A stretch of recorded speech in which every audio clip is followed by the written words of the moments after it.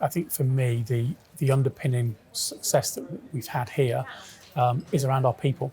You need people that want to be here, who feel proud of what they do, and on a busy day will rip up trees for you, and in the summer it gets really busy, and they want to be here because we look after them and we sincerely care for their well-being, their welfare, all the hygiene factors. We listen to them, we take on board their ideas, and we make the environment a great place to work.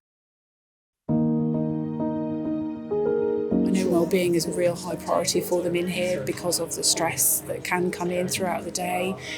So, the teams are very aware that if they need to have 5 minutes, step away from the call, go for a walk around the block, they can do that. They have a wellbeing breakout area that staff can go and utilise if they need. They do these sort of like monthly little competitions between themselves, and they do have some wellbeing spots in the room as well, which they're all aware of, who they can go to if need be. We have also got peer-to-peer support groups set up for various wellbeing. So there's a cancer group, there's a bereavement, there's menopause, there are many more. We also have internally our own workplace health who we can go to. But we also in the last few months have recruited into a wellbeing coordinator position, and it has made a huge positive impact, not just from the senior management teams that have fed that into me, but also the individuals themselves. And I think by having that additional support, it's also retained a lot of people at work that actually necessarily may have in the past would have just gone off. If we do have people that are generally out of the business for long-term reasons, then part of my role is to make sure they have a suitable welfare stock set up, and we've got a process engaged for that so that they can contact that person regularly, and we can make sure that they're remaining engaged while that person is out of the business for whatever reason.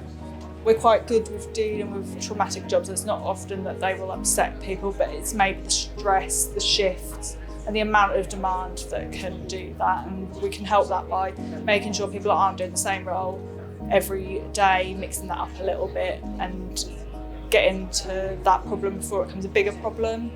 We've got a lot of wellbeing services. On each desk we have some folders, and they all have wellbeing services on them, so people don't need to let me know, they can access them themselves.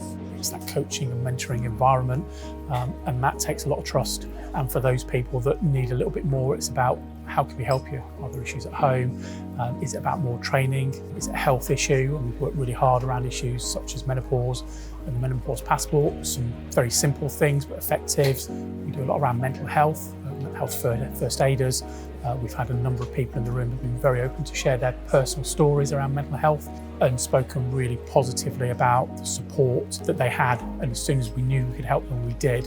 And they are real stalwarts of the CCR, and our longest member of staff retired 2 nights ago. They've been here for 35 years. We want to promote psychological safety as our culture. That's where we would like to be. We want people to come forward with the good and the bad and the ugly, or improvements that they may think of. We want to have that openness. So we did a people survey towards the end of last year, and then from that the control room here in Norfolk set up a culture board. So it's not judging and it's not pointing fingers. So people come there, all levels across the room, staff-wise, to put their suggestions forward. Our senior management team, so especially the chief as well, does an Ask the Chief session, which questions and suggestions can come forward to him as well for those to be reviewed there. Obviously these things are a longer burn, and we know that the culture's not going to change overnight, but we have already some smaller things that have been raised. They're seeing improvements around those already as well.